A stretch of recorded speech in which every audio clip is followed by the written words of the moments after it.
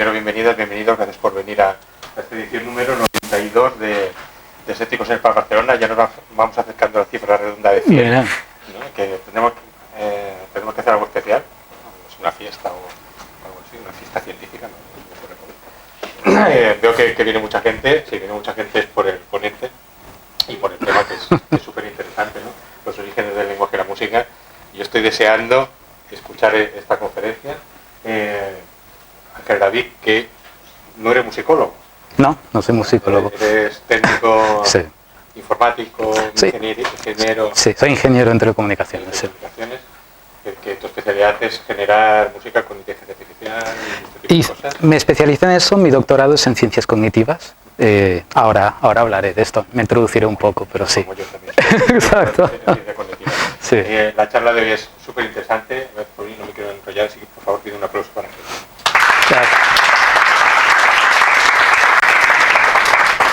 Bueno, muchas gracias.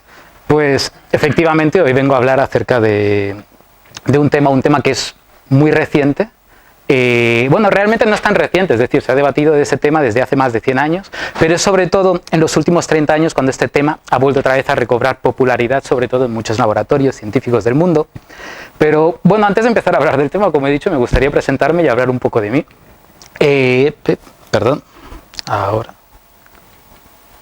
Vale, pues bueno, me llamo Ángel, hice mi doctorado en la Pompeu Fabra e hice mi doctorado en una colaboración que hicimos entre el grupo de tecnologías musicales de la Universidad Pompeu Fabra con un grupo de ciencias cognitivas que se llama BrainLab de la Universidad de Barcelona, y allí estudiamos los procesos de monitoraje de errores en el cerebro de músicos. Particularmente estudiamos el cerebro de muchos violinistas y estudiamos cómo percibían la música, cómo percibían los errores y cómo aprendían a desarrollar todas sus habilidades musicales que hacían falta. Y fue ahí también cuando descubrí todo el tema y todo el debate de fondo que hay continuamente en el tema de la cognición musical acerca de si la música es innata, es aprendida, cuánto de ella hay de cultural, cuánto de ella hay evolutivo.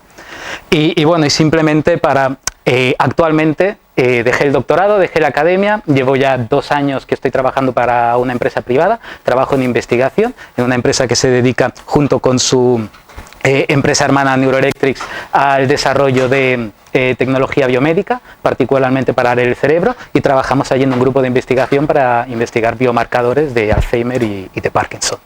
Por otro lado, soy también un músico aficionado, con una gran afición sobre todo por los estilos de música no occidentales. Toco en una orquesta de gamelan, de músicas de Indonesia, toco también en colectivos de música de la India, particularmente música hindustaní, pakistaní, y por supuesto también toco un poco de rock and roll, un poquito de esto más normales. ¿Se ve bien la proyección o sí? Vale, perfecto.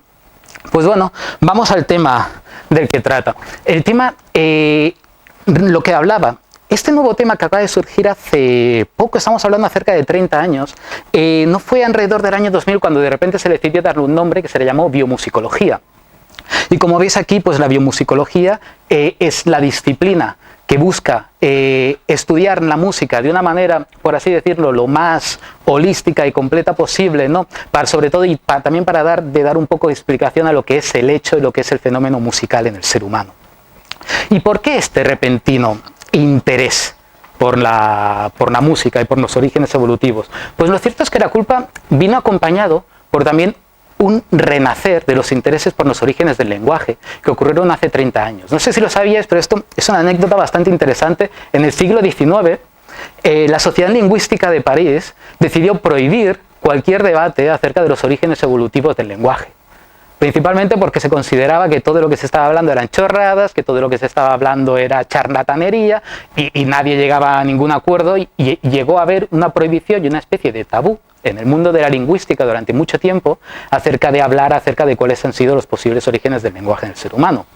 Y fue en los últimos 30 años que sobre todo los que abrieron un poco esta caja de Pandora fueron Steven Pinker y Bloom cuando propusieron en el año 1990 lo que llamaron la teoría gradualista del lenguaje. Y unos años más adelante fue Derek Bickerton quien propuso la teoría catastrofista. Entrando simplemente un poco de detalles rápido acerca de qué es lo que decía la teoría gradualista, es bastante simple. Simplemente ellos propusieron que el lenguaje tuvo que haber evolucionado desde una gramática mucho más simple, como quizás os la imagináis cuando veíamos dibujos animados de pequeño, cómo hablaban los neandertales, de una manera como más primitiva, ¿no?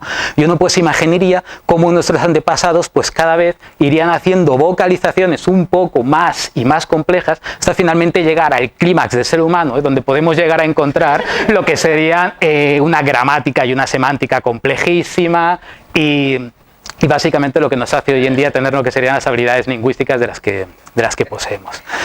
Por otro lado, tenemos la teoría catastrofista, que ve el lenguaje como un todo, considera que es imposible que el lenguaje haya podido evolucionar pasito a pasito, puesto que considera que el lenguaje está estructurado de una manera que tuvo que salir como un todo o como un nada. Un poco más o menos sería como imaginarse, son distintas habilidades que de algún modo están en nuestro cerebro, pero que no interactúan entre ellas, y de repente se abre una pestaña, se abre una puerta, todas esas habilidades comienzan de repente a interactuar entre ellas y surge de repente de la nada este lenguaje, en vez de haber surgido pasito a pasito.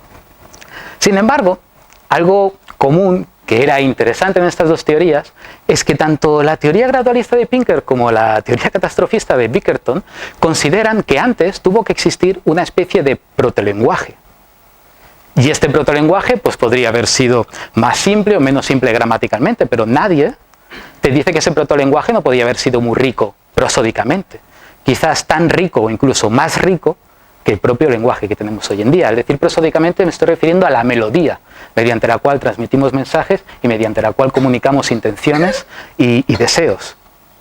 Y de hecho, esto tiene ya muchos años. Fue el propio Stephen Dorwin quien fue quien emocionado y fascinado, quien estudió mucho, no solamente el canto de los pájaros, sino también el canto de los monos gibones, una especie mucho más emparentada a los humanos.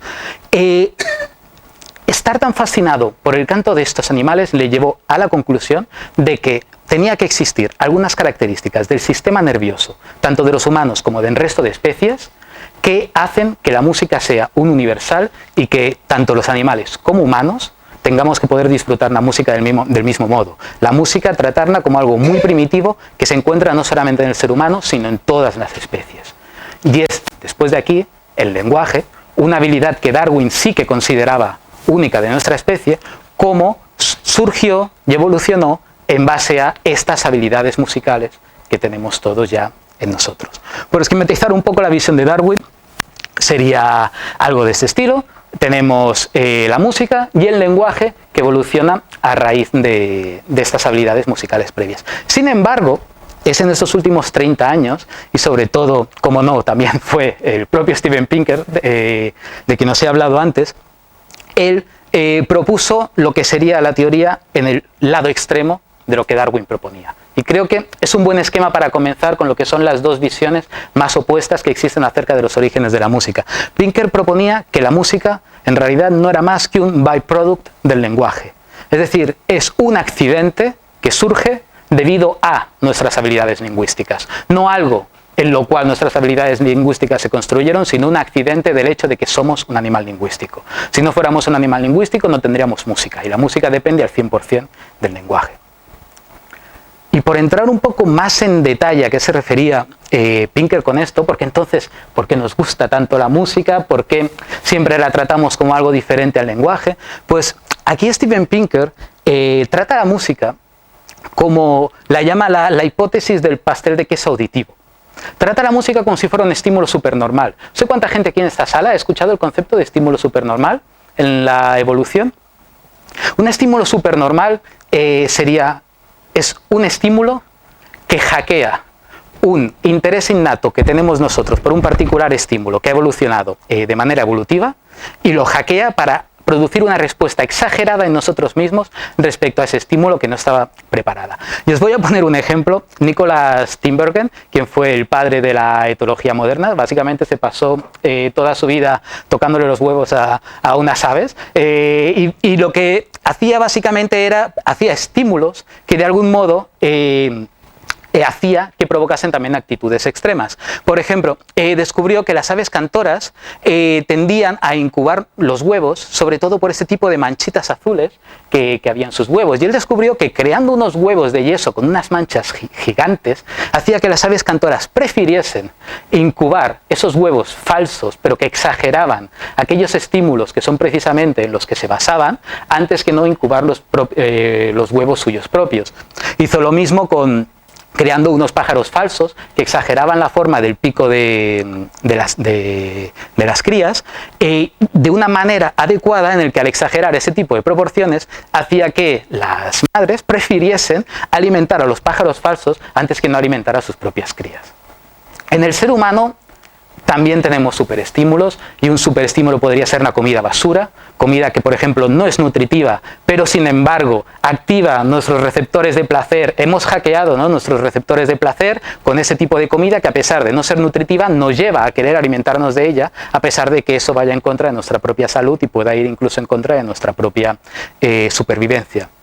Este es un poco el concepto de estímulo normal, de supernormal.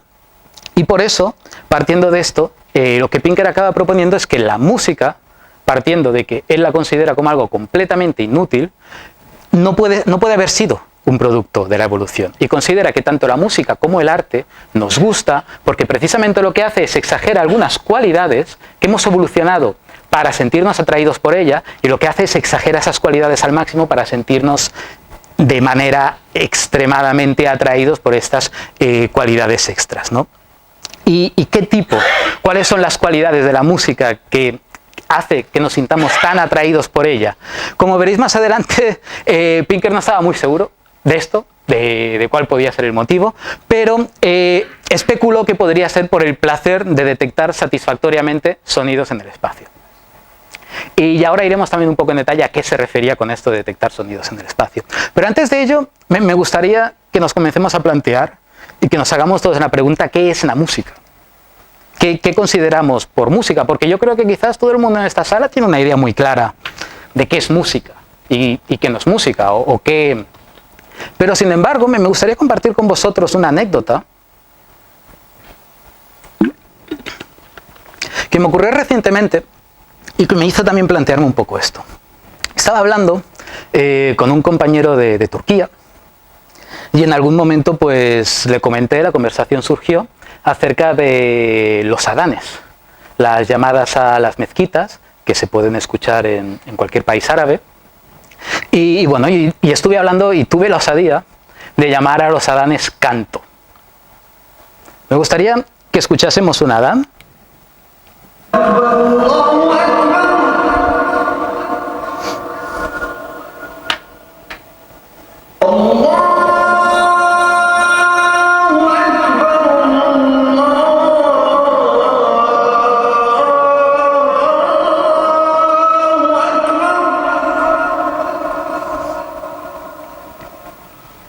No sé qué os ha parecido, pero a mí personalmente me enamoran los adanes, me parecen hermosos, me parecen preciosos, pero en el momento en el que delante de mi amigo a esto lo llamé canto, se rió en mi cara de una manera bastante exagerada. Pero ¿cómo puedes llamarlo canto? Y yo realmente, peleándome con él, estiró justificándole porque considero que esto se puede acabar llamando canto. Y bueno, y ahí se quedó un poco todo, ¿no? Pero me llamó la atención que es verdad, que en realidad allí no se tiende a considerar el adán como un canto. Y se van a reír incluso de ti por considerar esto un canto. Y me hizo pensar también un día en el sentido de decir, ¿y esto lo consideraríamos música o no? Vamos a escuchar.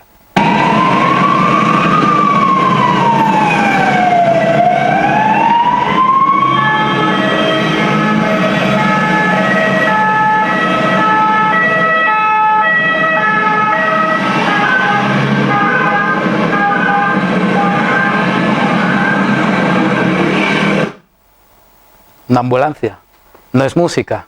Y si de repente alguien te comenzase a justificar, bueno, pero tienes ritmo, tienes variación de notas, tienes notas discretas que van alternando entre una y otra, podemos incluso considerar que hay una escala detrás de ella.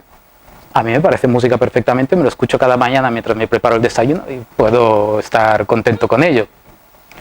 Y quizás yo creo que esto es un aspecto importante que puede ser interesante para tratar a partir de ahora, que la música, y cuando contemplamos la música, es el marco que nosotros utilizamos a la hora de contemplar sonidos. Es un marco que tenemos los humanos cuando contemplamos el entorno perceptivo y lo interpretamos como música o no como música.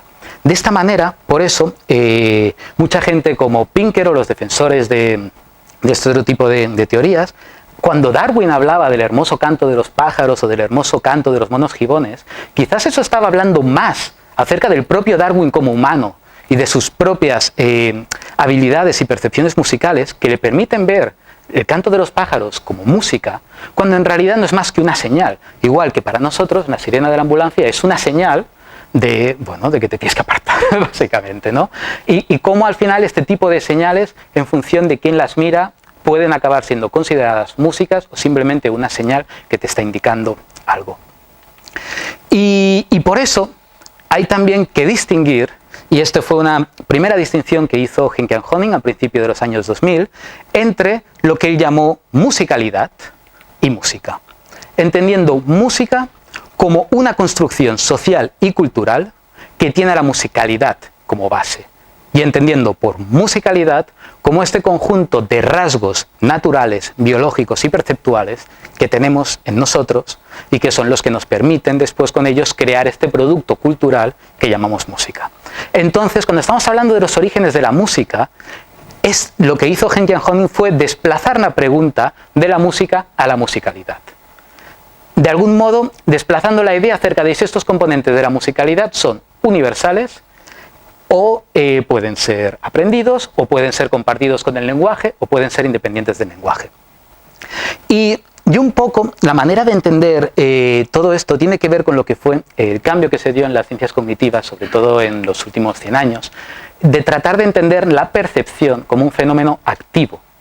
No entenderla como un fenómeno pasivo en el que simplemente estamos observando el mundo y la realidad, sino que estamos continuamente interactuando con el mundo de una manera unificada y estamos continuamente transformando todo lo que percibimos y ello a nosotros también de esta manera.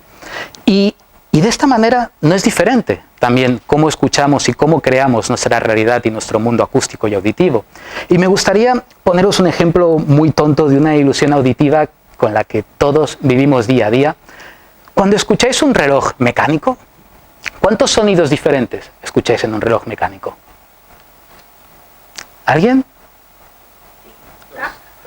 Dos sonidos diferentes, ¿no? Vamos a escucharlo. Quiero que me digáis, si es verdad, ¿cuántos sonidos escucháis?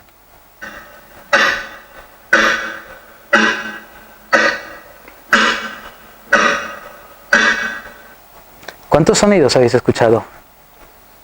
No, es uno. ¿Es uno solo? Sí. Es uno solo. Y siempre ha sido uno solo. Un reloj no suena de dos maneras diferentes, suena solamente tic. Pero nuestra percepción le impone una métrica binaria a los sonidos que estamos escuchando. Quizás si nos hubiésemos criado en una cultura en donde estamos acostumbradas a métricas ternarias, quizás escucharíamos tic-toc-tac y estaríamos escuchando en nuestra mente un compás ternario en vez de un compás binario, como tendemos a hacer siempre de manera completamente natural con esto.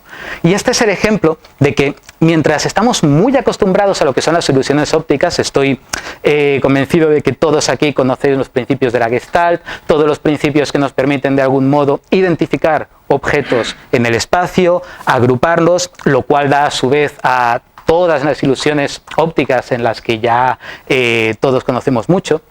De la misma manera, existen también todo un mundo de principios de la Gestalt auditivos que realmente se ha tardado mucho tiempo todavía en conocer.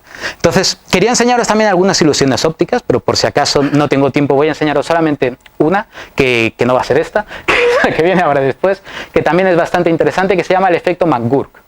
No sé si a alguien de aquí le suena. Es un efecto en el que vais a escuchar a una persona pronunciando un fonema y quiero que me digáis qué es el fonema que estáis escuchando. ¿De acuerdo?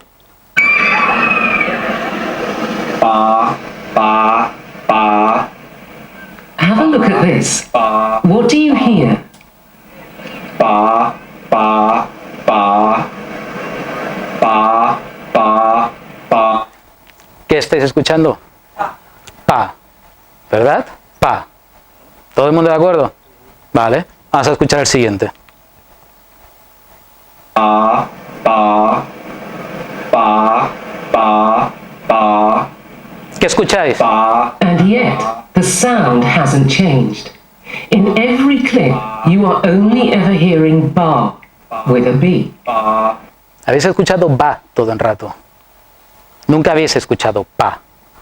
Lo que pasa es que la imagen, los labios de la persona que está hablando se ha engañado. Este es un ejemplo de... Es una ilusión hermosa. Es una ilusión hermosa porque es multimodal, en el que explica cómo la interacción entre lo que vemos y lo que escuchamos, cuando detecta esta incongruencia entre el movimiento de los labios y lo que tú esperas, acaba modificando lo que tú acabas percibiendo, escuchando como pa, lo que en realidad ha sido ba todo el rato y que podemos ver aquí claro. El audio ha sido siempre el mismo.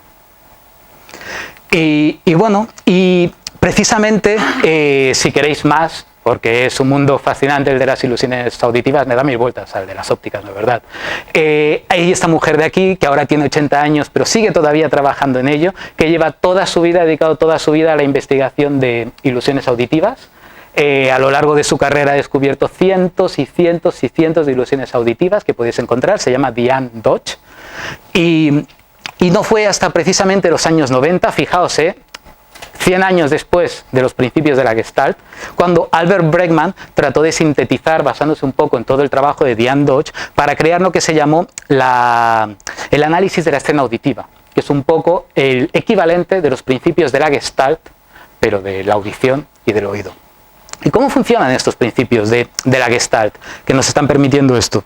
Bueno, primero una descripción muy básica. Como sabéis, el sonido es una onda mecánica, produce frecuencias las frecuencias altas se acaban percibiendo como más agudas y las graves, bueno, y las bajas como más graves. Y al final un poco lo que es la forma de onda, que como veremos también viene un poco, depende del contenido armónico de la propia señal, es lo que acaba haciendo que podamos distinguir pues si lo que estamos escuchando es un diapasón, si lo que estamos escuchando es una flauta, una voz humana o lo que sea. Vale, pero ¿cómo funcionan estos principios que son los que a fin de cuentas, si te encuentras en mitad del bosque, a oscuras y no ves nada, puedes acabar utilizando para identificar si hay algún depredador cerca, o donde puede haber una presa, en qué dirección, dónde, cuántos hay? Pues el primero de ellos, más básico, es el de la localización espacial. Por el mismo motivo por el que tenemos dos ojos que nos permiten tener perspectiva, nuestros dos oídos nos permiten, de manera captando la diferencia que llega a cada oído, esto nos permite crear un mapa espacial y poder identificar exactamente de qué dirección es de la que están viniendo los sonidos en el espacio. Pero después hay otro que quizás es más interesante para el tema que nos toca para la música, que es el principio de proximidad en frecuencia. El principio de proximidad en frecuencia viene a decir que cuantos más cerca se encuentran dos melodías, tu cerebro lo va a interpretar como un único objeto acústico. Mientras que cuantos más separados en frecuencia estén, los va a acabar interpretando como dos. Un ejemplo claro podría ser el piano. A pesar de que el piano es un único instrumento, la mano izquierda toca unas notas graves, la mano derecha toca la melodía y cuando tú lo escuchas estás escuchando dos voces. Escuchas la melodía de la voz aguda y escuchas la melodía de la voz grave. A pesar de ser el mismo instrumento, tu cerebro es capaz de captar y de diferenciar esto. Y vamos a hacer un experimento que creo que va a dejar esto muy claro. Vamos a escuchar, porque además esto se utiliza mucho en Uganda. Este principio perceptual se utiliza mucho en la música de Uganda, en lo que es en su música de xilofones. Y vamos a escuchar dos melodías y os voy a pedir que intentéis identificar y quedaros con la melodía en ella.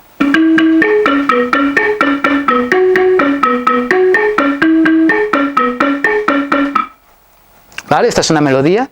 Vamos a escuchar la melodía que toca el otro instrumentista junto con esta.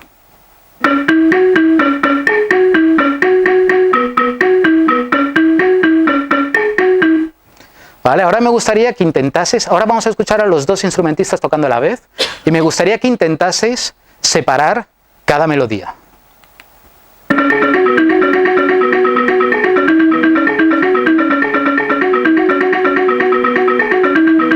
¿Qué está ocurriendo?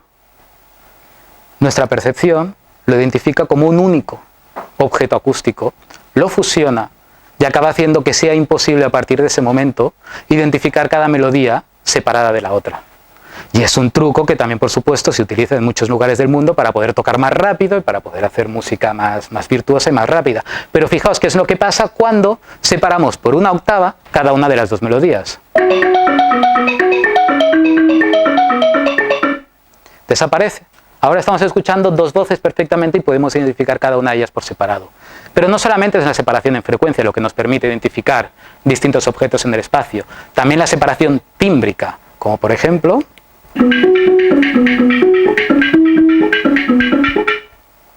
Y por separación tímbrica, cuando hablamos de qué es el timbre de un instrumento, que al final es lo que lo acaba caracterizando, hablamos sobre todo acerca de la forma en la que vibra el instrumento, ¿no? Como es el caso de una cuerda de guitarra, cuando la haces vibrar tiene lo que sería una frecuencia fundamental y después tiene lo que llamamos y conocemos los armónicos, que son frecuencias que suenan a la vez que la frecuencia fundamental, pero son múltiplos de la misma, ¿no? Como podemos ver aquí en este ejemplo. Y precisamente nuestro cerebro, como que sabe que muchas de las cosas que escuchamos se comportan de esta manera y tienen este tipo de estructura armónica, en el momento en el que un tono o una frecuencia diferente aparte se separa y no encaja cayendo dentro de un múltiplo de esta, lo acaba considerando como un objeto diferente.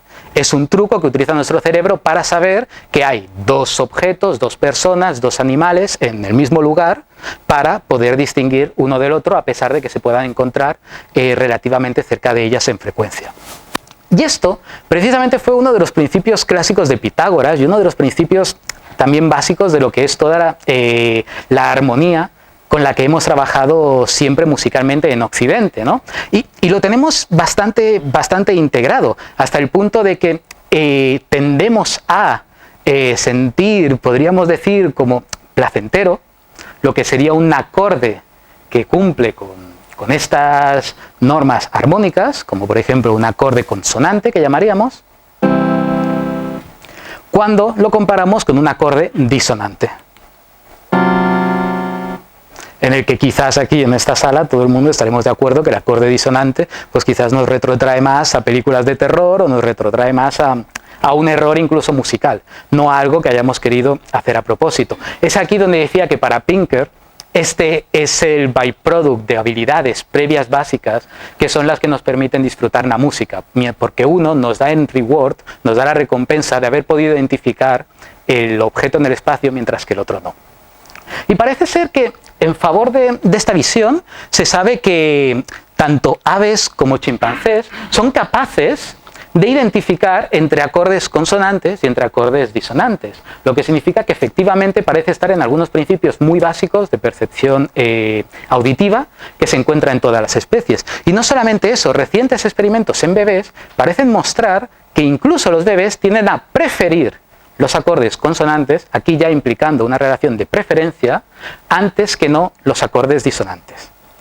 Pero lo cierto es que la cosa también parece bastante más complicada, porque estudios recientes del MIT han encontrado que con los Tsimane, un grupo étnico que vive en el Amazonas, en Bolivia, el cual no había tenido un amplio contacto con lo que serían músicas occidentales y no tienen música polifónica, parece ser que les daba completamente igual si el acorde era consonante o si el acorde era disonante. Así que este tema está todavía en realidad abriendo mucho debate acerca de si la preferencia por la consonancia o la disonancia se trata de un aspecto cultural o realmente tiene algún componente universal que se pueda encontrar en todas las culturas del mundo. Y a todo esto, si existen más principios de la musicalidad, aparte de estos que estoy hablando, que sean únicos o compartidos o no con el lenguaje, ¿cuál sería realmente la forma de poder estudiarlos? Pues bueno, un poco a través de la forma clásica en la que la neurociencia ha estado investigando, al menos desde el siglo pasado, los diferentes componentes, a base de cargarse partes del cerebro un poco a lo bestia y ver cuál es el resultado de irnos cargando y ver qué afecta y qué no se afecta. Bajo esta hipótesis, si música y lenguaje compartiesen áreas cerebrales, daños en áreas del cerebro dedicadas al lenguaje deberían de provocar también problemas en nuestras habilidades musicales y a la inversa. Pues curiosamente tenemos varios ejemplos históricos y también que sigue pasando hoy en día que no parecen apuntar a esto, que parecen apuntar que daños en las habilidades lingüísticas no afectan a nuestras habilidades musicales.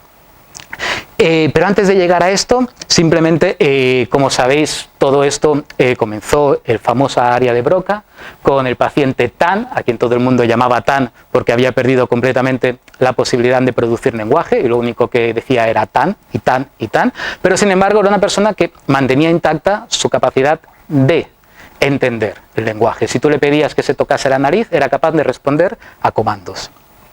Mientras que por otro lado, unos años después, se descubrió el área de Wernicke, en el cual pacientes con daño en este área podían producir lenguaje sin ningún problema, pero no decían nada que tuviese sentido. Y además parecía que tener problemas bastante graves a la hora de entender lo que se les decía y no eran capaces de responder a comandos sencillos como tocarse la nariz, tocarse la pierna o cosas de este estilo.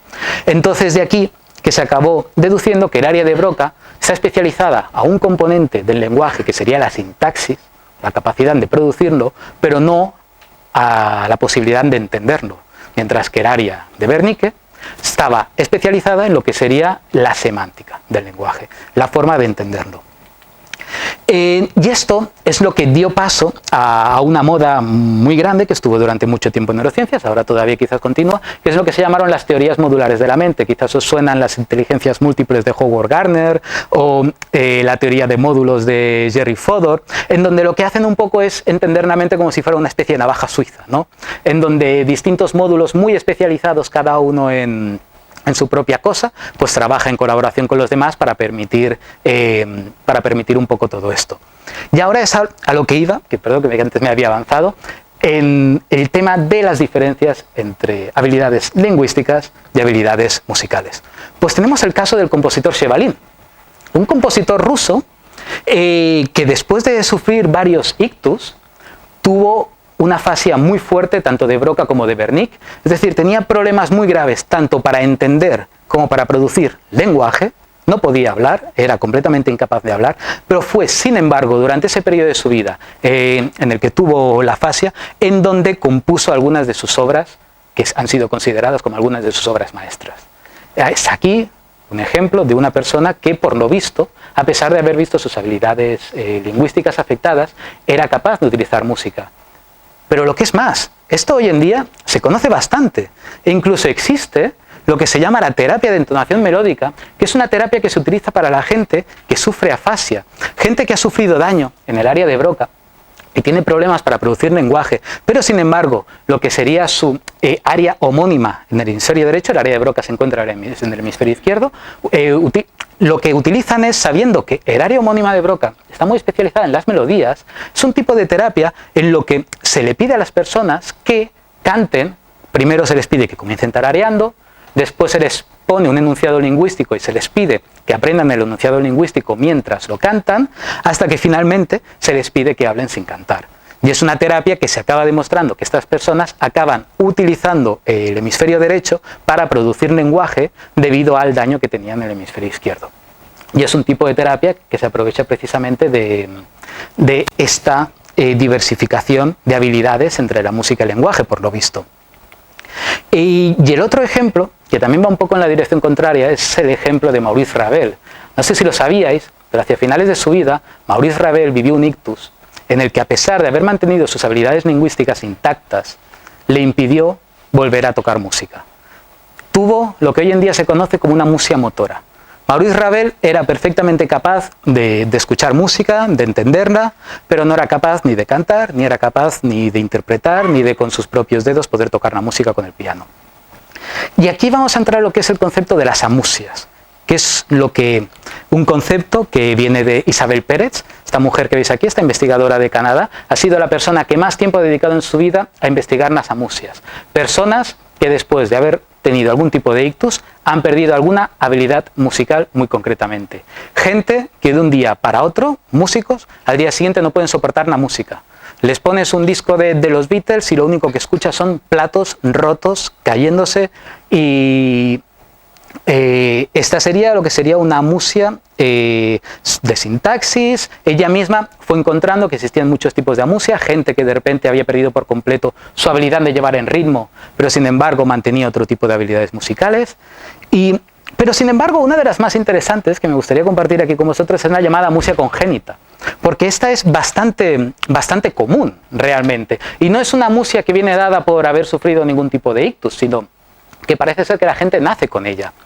Entonces, sobre todo la gente con amusia, lo que tiene son dificultades para percibir diferencias de un semitono. Y para poneros un ejemplo, una persona con amusia congénita no es capaz de distinguir entre estos dos tipos de sonidos que os voy a poner ahora. O este.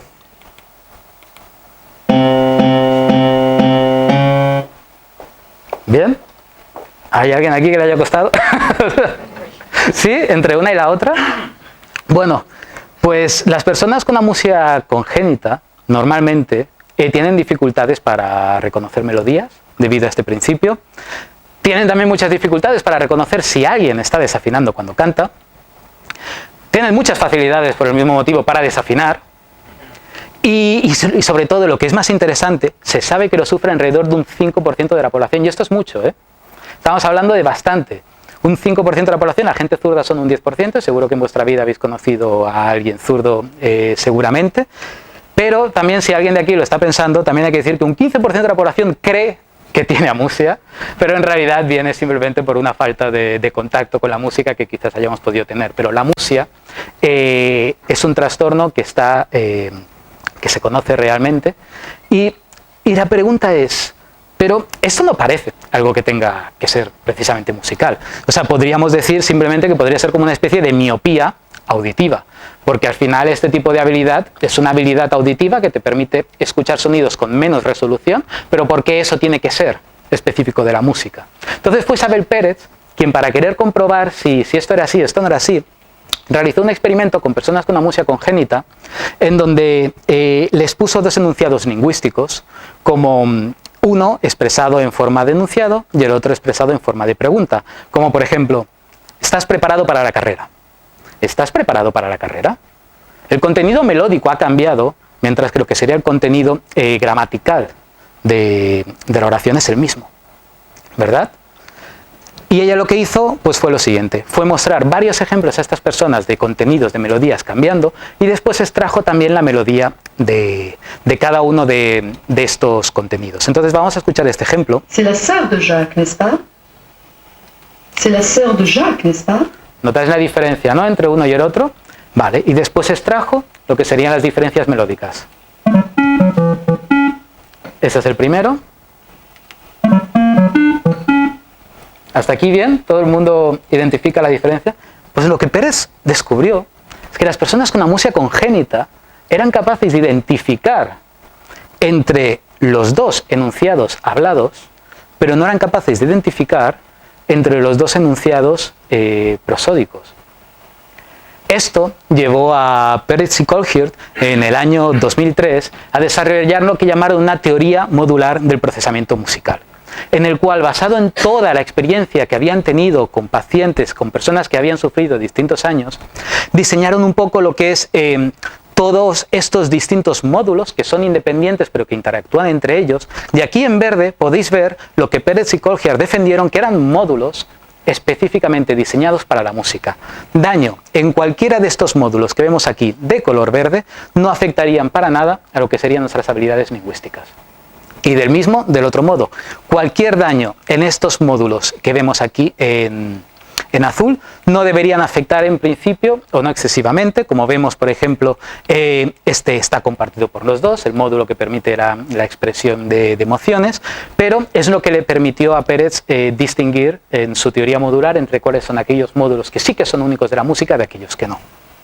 Y precisamente este paper vino en una época en la que hubo un renacer por precisamente luchar contra la visión de Steven Pinker de que la música era simplemente un estímulo supernormal. Y comenzaron a surgir un montón de otras personas que comenzaron a querer criticar esta noción y a querer poner en pie de que la música seguramente sí que tuvo que tener algún tipo de principio evolutivo en nuestro pasado. Y bueno, y cómo no, pues un poco tratando de replicar a Darwin. Un ejemplo de ellos fue, por ejemplo, Geoffrey Miller, que en el año 2000 propuso una teoría de la evolución musical a través de la selección sexual. un poco tratando de dar un update, ¿no? Tratando de actualizar un poco la visión de Darwin que tenía acerca de la música, pues que tuvo que haber evolucionado como un mecanismo mediante el cual las aves o determinados animales, sobre todo los machos, utilizaban para poder atraer a las hembras. Y él, en este artículo polémico, bastante polémico que escribió, argumentaba que los humanos tendíamos a producir más música durante la adolescencia, una época en la que estábamos sexualmente muy activos y en el cortejo. Propuso también que midiéndolo el número de discos producidos alrededor de todo el mundo, observó que parecía ser que los hombres tenían a producir más música que las mujeres, lo que apoyaba en su visión de que en la selección sexual, porque al final en la selección sexual lo que encuentras es un dimorfismo, ¿no? Y lo siguiente que propuso, pues encontró que la mayor parte de las canciones que se escriben y tal, contempló que tendía a tratar sobre amor, lo que en su opinión pues iba un poco en la dirección de que la música tuvo que haber evolucionado por orígenes evolutivos. Por supuesto, existen muchas críticas a la visión de Geoffrey Miller acerca. La primera es que normalmente en la selección sexual, como es el caso de cualquier persona que haya visto a los pavos reales, normalmente existe lo que se llama un dimorfismo sexual. Y hasta ahora no se conoce, no se tiene evidencia de que hombres y mujeres difieran en absoluto en lo que son sus habilidades musicales. Un punto que iría bastante en contra de la idea de que pudo haber surgido por evolución sexual. La otra, por supuesto, es que muchos de los factores que acabo de explicar pueden ser explicados simplemente por motivos culturales. No hace falta, a priori, tratar de darles una explicación biológica al hecho de que sean los hombres quienes más producen discos de música, al menos actualmente en el mundo. Bueno, en el año 2000, ahora no lo sé, la verdad. Pero, y aparte el hecho de que la música cumple muchas funciones. No cumple simplemente una función de cortejo, sino que en el ser humano no solamente cumple muchas funciones, sino además, lo más importante, que también iría un poco en contra de la idea de la selección sexual, es que tiende a hacerse en grupo. La música es una actividad colectiva que se tiende a hacer en grupo. Entonces, existen también otro tipo de visiones que no contentas con la perspectiva sexual de la música. Han propuesto, son lo que se podrían llamar las social bonding hypothesis, las teorías de los orígenes de la música basados en el vínculo. Un ejemplo de ello, tenemos a Dunbar, quien Dunbar propuso en el año 1993 una teoría acerca de los orígenes del lenguaje, el cual descubrió que muchas especies de primates, cuanto más grande es el grupo, más tiempo pasaban acicalándose unos a otros y desparasitándose, ¿no? Esta actitud, este comportamiento que vemos en muchas especies de primates de desparasitarse, es una de las mejores formas que tienen para poder crear vínculos entre miembros de una misma comunidad y poder hacer que el grupo se mantenga unido, ¿no? Al final es como tú el otro día me puteaste, pues mira, te quito un par de parásitos y hacemos las paces, ¿verdad? De aquí lo que descubrió es que, claro, llega un momento en el que cuando el grupo, a medida que va creciendo, se va haciendo más grande, no solamente el neocórtex va creciendo porque necesitas también guardar más gente, más interacciones en tu cabeza, vivir en un entorno social que es más complicado que no cuando vives en una pequeña comunidad, sino que además también pasaban mucho más tiempo dedicando a quitar parásitos. Entonces, claro, llega un momento en el que si el grupo es tan grande, al final no comes porque te estás el día entero básicamente estableciendo vínculos con la gente de tu alrededor para poder mantener lo que sería la coherencia y poder mantener lo que es un grupo cohesivo. De aquí que es un poco lo que a mí quizás me gusta llamar como la teoría piropo del lenguaje, que el lenguaje pudo evolucionar como un sustituto del grooming para lanzar piropos y para permitir de algún modo mantener una cohesión social de una manera mucho más rápida y mucho más efectiva que no pasarse 1 o 2 horas desparasitando a tus compañeros. Le lanzas un piropo, le pides perdón y ya está, y todo el mundo en paz y todo el mundo contento. Pero sin embargo, fue más adelante cuando Dunbar descubrió que dijo, oye, ¿por qué el lenguaje? Realmente la música parece que cumple esta función bastante bien. Y de hecho existen bastante experimentos de estos que se hacen donde pones a la gente a competir entre ellos. Son como experimentos en donde si la gente colabora, los dos pueden acabar ganando más dinero, pero si la gente compite, los dos pueden acabar perdiendo más dinero. Lo que descubrió es que tú pones a un grupo de participantes, ya antes de comenzar este juego, les pones a hacer, ponte un escape room, algo que requiere colaboración. Y a otro grupo les pones a bailar juntos y los que bailan tendían a cooperar y tendían a colaborar mucho más en el juego que no aquellos que habían colaborado utilizando otro tipo de herramientas. Entonces parece ser que hay algo interesante del ritmo, de lo que es coordinarse con la gente, que nos ayuda mucho a establecer vínculos con nuestros congéneres. Y bueno, eso se ve claro cuando pensamos acerca del rol de la música que juega, ya sea tanto en los himnos nacionales, en los campos de fútbol, a la hora de poder crear vínculo y cohesión social entre grupos de humanos. Y bueno, pero antes de continuar, existe una tercera visión que para mí es quizás de las más bonitas también, que se ha planteado acerca de cómo pudo haber evolucionado la música. Y se basa en un fenómeno, en un tipo de música, en una función particular que cumple la música, que parece ser que se encuentra en todas las culturas del mundo. Os voy a enseñar un par de audios de músicas grabados de distintos lugares y quiero que me digáis qué función creéis que está teniendo esta música. Vamos a escuchar.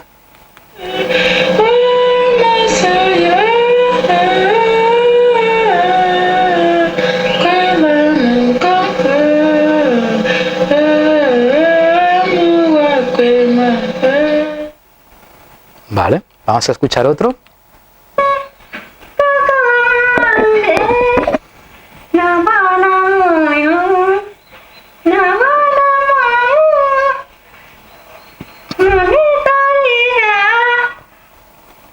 ¿Alguien va haciendo hipótesis acerca de qué cree que está escuchando? La primera podría ser una nana, pero esta ni idea. Vale.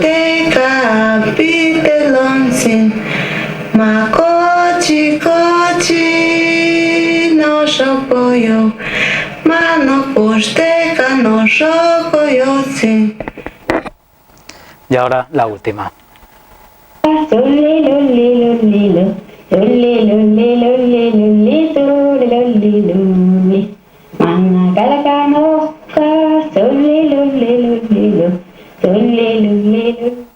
Pues efectivamente estamos escuchando nanas. Nanas que se encuentran en todo el mundo, madres de todo el mundo, que les hablan a sus bebés y les cantan para que se duerman, o crear vínculo con ellos. De hecho, la primera que habéis escuchado es una nana Fut, de una mujer de África Occidental. La segunda es una mujer Funoi, del sudeste asiático. La tercera era una mujer Nahua, de México. Y la última una mujer Sami, de Escandinavia. Quizás se notaba un poco más la influencia.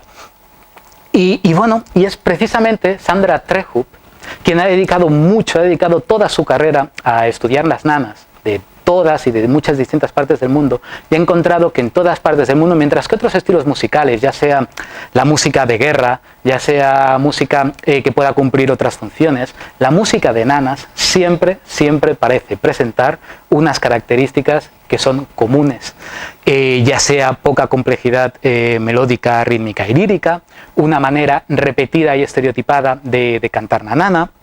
No solamente eso, se sabe que los adultos, ya sea de la cultura en la que hayamos nacido, somos capaces de reconocer una nana cuando la escuchamos. Da igual que sea una nana de Asia, de África, de Latinoamérica, siempre reconocemos una nana, venga de la cultura en la que venga.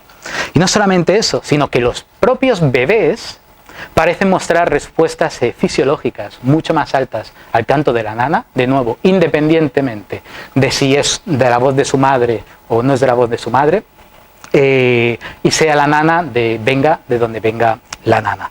De hecho, incluso también se sabe que en bebés prematuros, frente a un grupo de control que recibió el tratamiento estándar, al bebé prematuro que se decantó tendía a recuperar lo que serían las capacidades de succión mucho antes que no aquellos bebés que recibieron lo que fue el tratamiento tradicional, abriendo la puerta a entender las nanas como algo que parece tener componentes bastante universales y que Sandra Trejub llegó a proponer que pudo haber evolucionado como un mecanismo para fortalecer lo que sería el vínculo entre madre e hijo. Hay, de todos modos, un problema a todas estas teorías que acabo hasta ahora, lo que serían las social bounding hypothesis o las teorías del vínculo, que es que hay una circularidad en ellas bastante patente. Todas estas teorías muestran que parece ser que la música ayuda en algo. Por ejemplo, vemos que la música ayuda a crear vínculos entre personas. Por lo tanto, eso significa que la música surgió evolutivamente para eso mismo. Pero en realidad esto es un argumento circular y no estamos realmente atacando al problema de fondo, que es por qué estos sonidos, si no otros, son realmente los que están provocando este tipo de reacciones y están realmente fortaleciendo en la ayuda a este tipo de vínculos. Y es el motivo por el que también en los últimos años, esto es una guerra, voy a ir pasando de un bando al otro. Ahora volvemos al bando de los que defienden que la música no tiene orígenes evolutivos.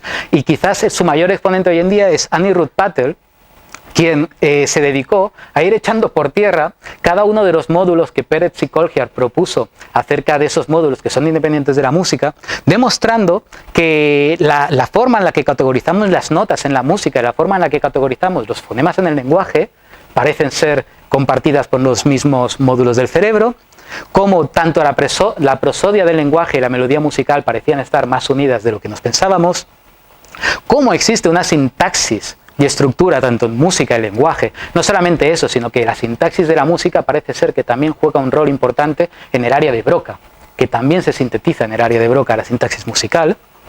Y el tema que también me va a gustar hablar un poquito más ahora en adelante, el tema del ritmo, que existe tanto un ritmo en habla y música y que tanto nuestras habilidades lingüísticas como musicales lo utilizan de manera continua.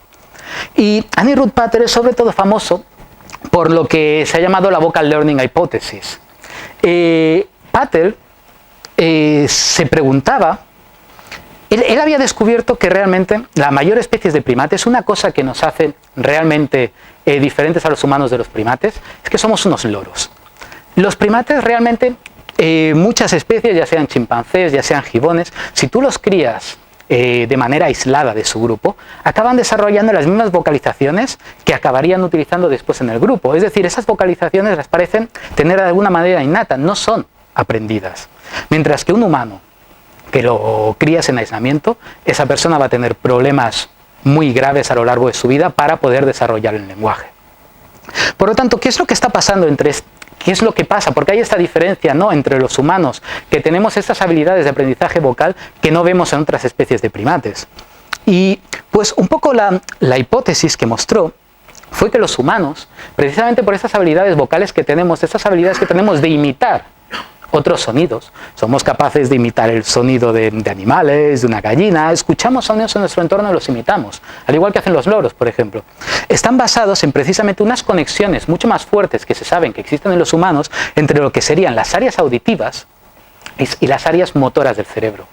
Y estas conexiones más fuertes son las que no se encuentran de manera tan clara en otras especies de primates y que es lo que no permitiría que los primates pudiesen aprender a imitar sonidos de la manera en la que lo hacemos los humanos. No solamente eso, sino que parece ser, y eso fue lo que propuso Patel, que nuestras habilidades rítmicas parecen depender bastante de estas conexiones. Hugo Merchant, de la Universidad de México, en un experimento que ha hecho historia ya bastante, a unos monos rhesus les pidió que se intentasen sincronizar con un sonido, con un clic, clic, clic, clic, clic. Y lo que encontraba es que los monos rhesus, lo máximo a lo que llegaban a sincronizarse con ese ritmo, era siempre reaccionando al sonido. Siempre el mono pulsaba el botón en el momento en el que tenía que sincronizarse, siempre ni que sea, es decir, llegaban a aprender muy bien, pero siempre llevaban unos milisegundos por delante del sonido que estaban escuchando. En cambio, este mismo experimento, cuando lo hacen los humanos, nosotros incluso nos tendemos a anticipar al sonido. Cuando llevamos un ritmo, nos encarnamos con el ritmo. No estamos reaccionando a un estímulo para después intentar dar en ritmo en ese momento, sino que encarnamos en ritmo y somos uno con el mismo.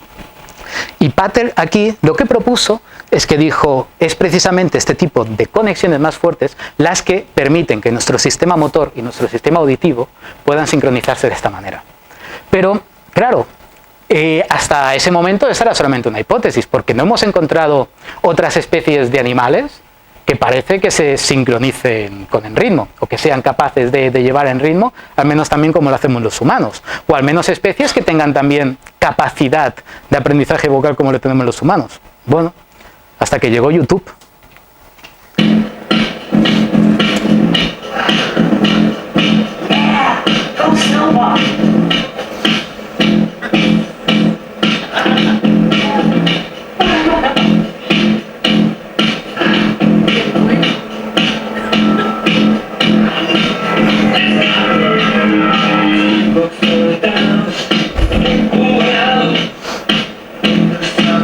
esta cacatúa que veis aquí, la famosa cacatúa Snowball.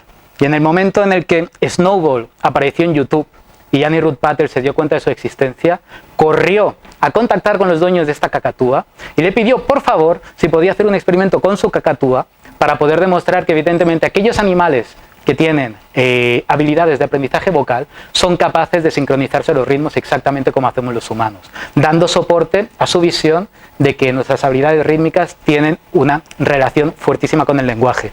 Realizó un experimento con la cacatúa en la que puso uno de sus temas favoritos de los Backstreet Boys y fueron modificando en ritmo del tema, subiendo y bajando el tempo, y efectivamente la cacatúa parecía ser que cuando en ritmo de la canción era más alto, bailaba más rápido, y cuando en ritmo era más lento, tenía que bailar más lento, suponiendo lo que fue la primera evidencia de que existen animales con capacidad de bailar y de sincronizarse a ritmos externos.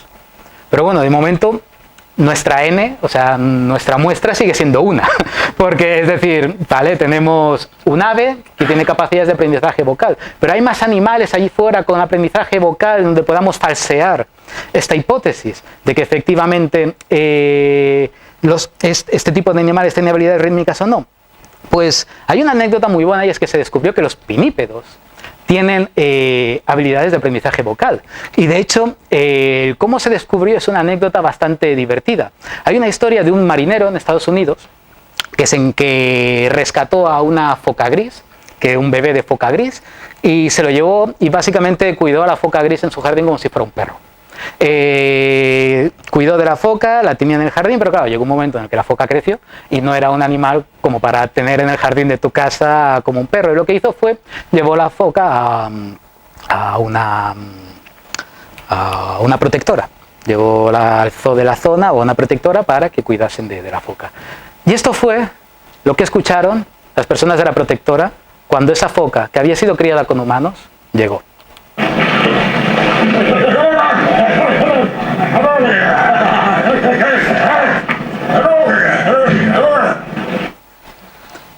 Esto es una foca gris de Estados Unidos después de haber sido criada con humanos.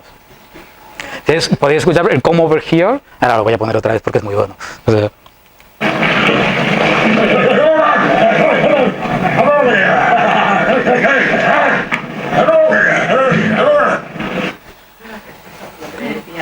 sí. De hecho, no solamente las focas grises, perdón, esto es una foca de puerto, pero se encontró también las focas grises que tienen también habilidades de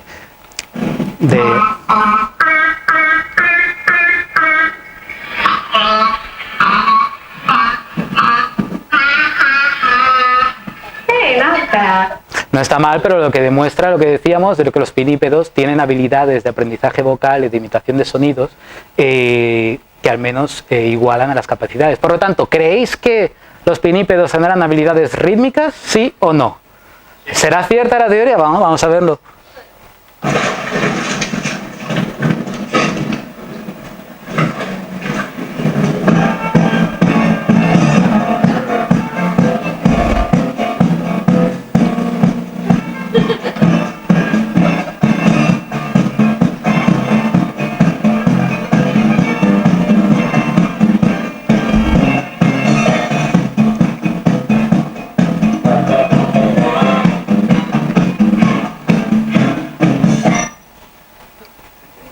Por supuesto, todo esto para Patel fue una alegría increíble porque básicamente su hipótesis poco a poco se iba mostrando una tras otra que evidentemente dio en el clavo con su hipótesis principal.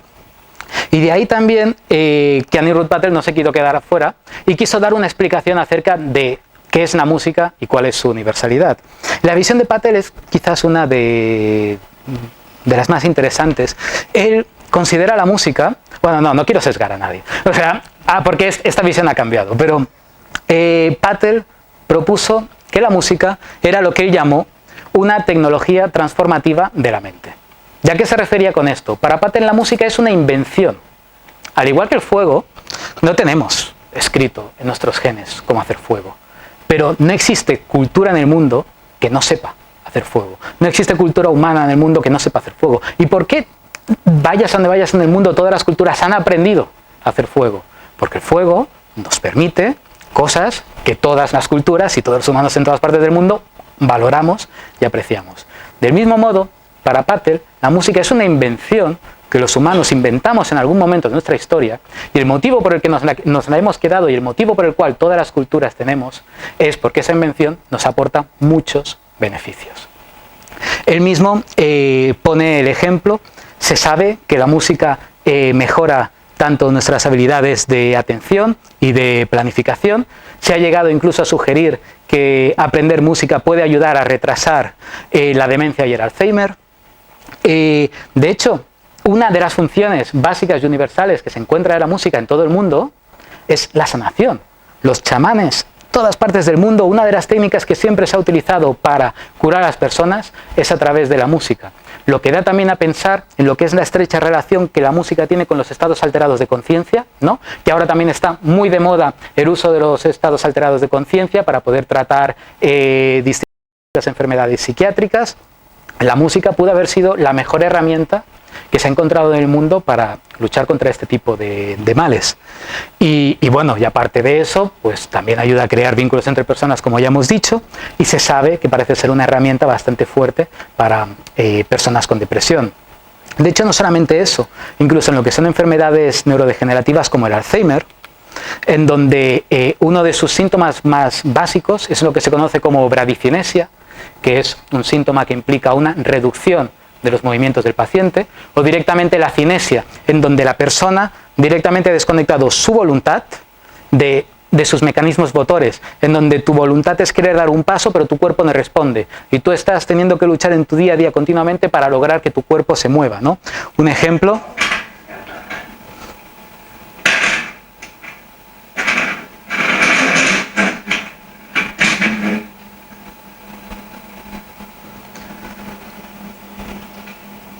¿Veis la cinesia, ¿no? Esta dificultad de realmente lograr que estos planes motores se acaben llevando a cabo por el cuerpo.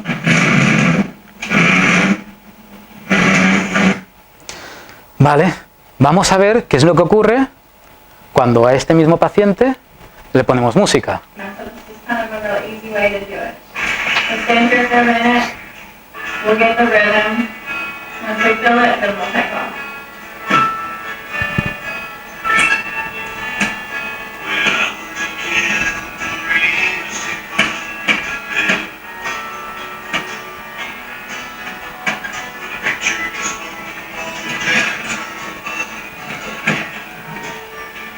Moverse con ritmo ayuda a reclutar todas esas áreas del cerebro que hasta ese momento, es decir, el ritmo de la música funciona como muleta, como cortocircuito entre lo que es la voluntad y el cuerpo en las personas con Parkinson.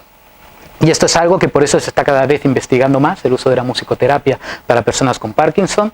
No solamente eso, se ha encontrado también con Alzheimer. No sé si lo habéis visto, pero os recomiendo muchísimo el documental A Life Inside, un documental precioso en el que a personas con Alzheimer avanzado se les puso música que ellos escuchaban en su juventud, viendo cómo realmente acabas despertando a estas personas del letargo en el que estaban y dándoles momentos de lucidez durante un minuto o el tiempo que sea desde que escucharon la música. Tenéis también el libro Musicofilia de Oliver Sacks, en donde vais a encontrar ejemplos de pacientes tanto con trastornos musicales como los efectos en personas con Alzheimer y con Parkinson.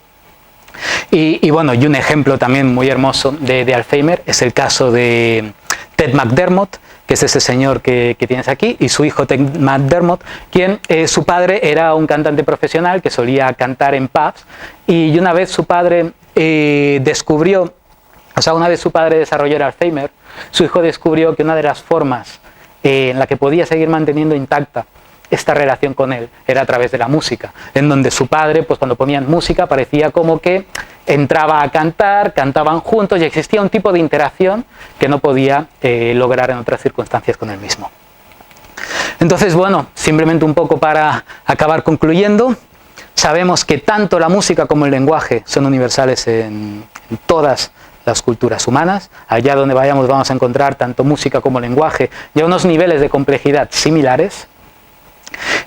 Sabemos que existen animales que parecen mostrar rasgos particulares de musicalidad, como hemos visto, pero sin embargo parece ser que en el humano hay una mezcla de rasgos que son los que hacen que nosotros seamos una especie musical en esencia, que también tiene sintaxis, que también tiene bueno, todas estas habilidades extras que hacen lo que nosotros entendemos nos permiten producir música.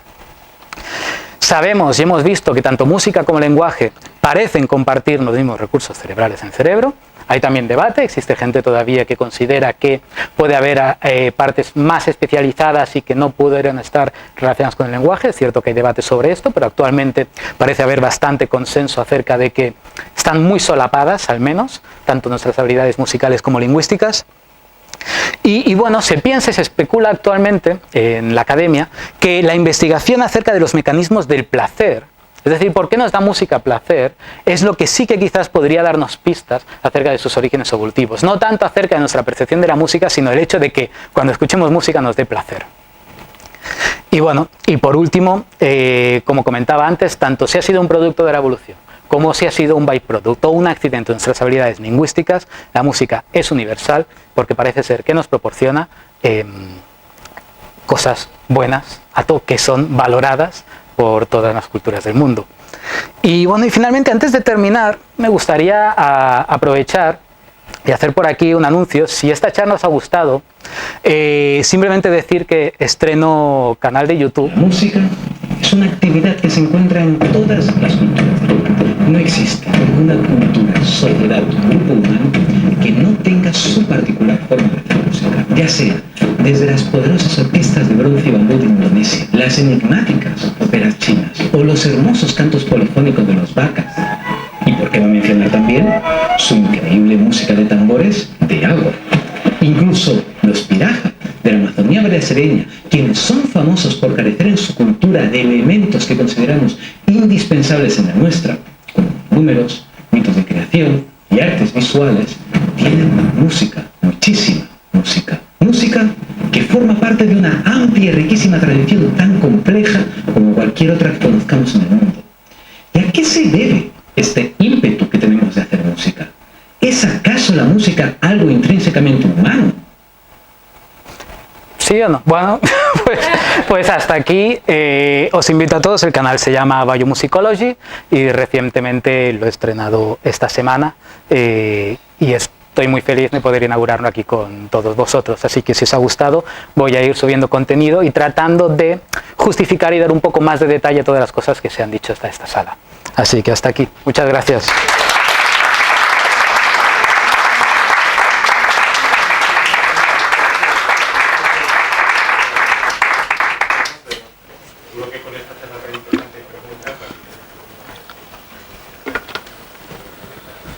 ¿Qué hora es? Las 9:07. Ah, va, bien. Sí. En la parte de las nanas, en los audios de las nanas, Sí. a mí me pareció que por lo menos para mí lo más distintivo de que fuera una nana eran dos cosas. Una, la voz femenina, Sí. y otra, la suavidad. Ujú. Ahora lanzando la voz. O Sí. sea, me pregunto si esos mismos temas, cantados por una voz masculina fuerte, seguirían sonando como nanas. Existen trabajos etnográficos que muestran que en muchas culturas los hombres también les cantan a los niños. Sí que es cierto que se tiende a encontrar en mayor proporción en mujeres, pero existen muchas culturas en las cuales, bueno, lo que es la crianza de los hijos juega en cada cultura su propio rol y sus propias maneras, pero se ha encontrado también en culturas muchos hombres también cantándoles nanas a los niños. Así que no parece ser, es decir, es la nana en sí, no parece ser tanto, al menos a priori, que tenga que ser una voz de mujer lo que precisamente calme al bebé o no, pero sí. De hecho, el tema de las nanas no he podido entrar, pero este problema de la circularidad que he dicho que existe sobre las nanas, ha sido un poco injusto porque existen algunos grupos de investigación que están tratando de ofrecer una nueva teoría acerca de los orígenes de la música asociado a las nanas, que de algún modo logra esquivar este problema de la circularidad que era muy patente en la literatura. Y es una teoría muy interesante. De hecho, habrá un vídeo que estará explícitamente dedicado a a esto. Y es quizás, podríamos decir, también quizás actualmente una de las hipótesis más fuertes acerca de la evolución del lenguaje. Y tiene que ver mucho con nuestra pérdida de pelo, del hecho de que los niños ya no podían agarrarse a la espalda de las madres y utilizar las nanas como una especie de contacto a distancia. Pero bueno, es un poquito más compleja quizás, pero sí, va por ahí. Al final lo que quieres es dormir al niño y se ve como una especie de estrategia, como un arma para que te deje en paz. O sea, ¿no? O sea, y lo que pudo haber comenzado de una forma se desarrolló entre el bebé y la madre como una batalla armamentística, en donde el bebé aprendía a esquivar las técnicas que usaba la madre para lograr que dejase de llorar, porque al final el bebé lo que quiere es captar la atención el máximo posible de la madre hacia él. Y en todas las especies de animales, las hembras tienen que desarrollar estrategias para evitar que el bebé les impida hacer su vida normal o les impida tener más descendencia. Que al final existe también, se sabe en todas las especies humanas, esta competición entre hermanos de no querer que haya más hermanos para poder mamar el mayor tiempo posible y poder crecer de manera más sana. Y es lo que se llama un poco la carrera armamentística que existe en la biología, entre madres e hijos, cada uno buscando desarrollar armas más poderosas para lograr noquear al otro y que le deje en paz y le deje hacer su vida un rato más. Y es un poco la hipótesis de la música como arma, sí, se podría decir. También con lo de las nanas, perdón, un comentario. Sí. Había unas nanas Ajá. que el sonido era mucho más fuerte. A mí esto no me lo pidió nunca. La nana Sami, ¿verdad? Sí. La de lilo, lilo, que es más, sí, es más juguetona, la verdad, o sea, es muy curioso, sí. Bueno, también no todos los motivos por los que se le tiene que cantar a un niño tienen que ser para dormirles. Es decir, la teoría va por ahí, pero estoy convencido de que existen muchas nanas que no van dirigidas con el único objetivo de querer dormir a la criatura. Y creo que voy a apagar este altavoz. Mejor. Ups. Vale. Sí. Una pregunta, cuando has dicho el tema de la utilidad de la música, y no lo has tratado, no sé si explico. Bueno. A la hora de trabajar, sí. La música es un trabajo duro, de cantar un ritmo en la pared, de tambor, y sí, sí. ha acompañado mucho también al ser humano y a otras personas. Sí, la música cumple muchas funciones y de hecho una de las funciones más clásicas que encuentras en las músicas tradicionales de todo el mundo, como bien dices, son las músicas de laburar, las músicas de trabajar, ya sea en el campo, ya sea lavando la ropa, ya sea... Exacto, sí, sí. Exacto, sí. Es una de las muchas funciones con las que se utiliza. Cierto es que no recuerdo haber leído muchas hipótesis que tratasen exactamente el tema de la sincronización como un motivo extra, pero podía estar relacionado con lo que serían las social bonding hypothesis, pero evidentemente que sí. Estar sincronizado a un ritmo te permite cansarte mucho menos y mantiene y ejecuta todas tus habilidades motoras de una manera mucho más eficiente, además incluso. Sí. Sí. ¿Con la música rítmica? Sí. ¿Puede aprender a hablar? Esta es una cosa. Este es uno de los temas quizás más complicados y por eso también he querido no meterme. Existe gente con una música rítmica que puede hablar perfectamente. Y de aquí un poco la pregunta, estilo, ¿y qué es lo que está pasando aquí? A ver, no habíamos dicho de que si una persona se daña las habilidades lingüísticas, ¿por qué puede hacer música? Y si uno se daña las habilidades musicales, ¿por qué puede hablar? Pero lo cierto es que estamos viendo el cerebro desde una perspectiva que ha impregnado las neurociencias en todo este tiempo, que son las teorías modulares, que es en el fondo una manera muy mecanicista de entender el cerebro humano. Y este cambio también va un poco asociado con la idea de dejar de pensar que en el cerebro tenemos módulos separados, que de algún modo ultra especializados y que se dedican solamente a eso, sino una forma de entender el cerebro de una manera mucho más holística y de entender más el cerebro, la importancia de las conexiones y de las dinámicas que se dan en el mismo.